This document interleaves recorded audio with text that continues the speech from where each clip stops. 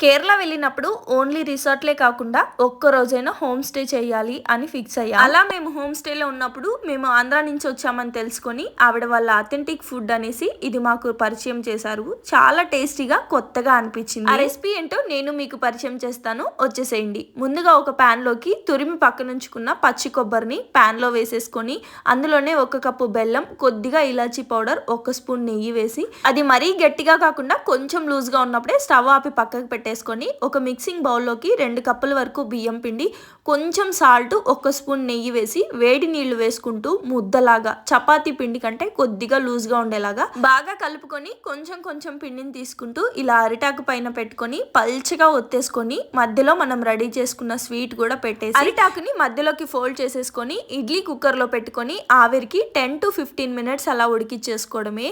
తర్వాత అరిటాకు నుంచి చాలా ఈజీగా వస్తాయి, చాలా టేస్టీగా కూడా ఉంటాయి.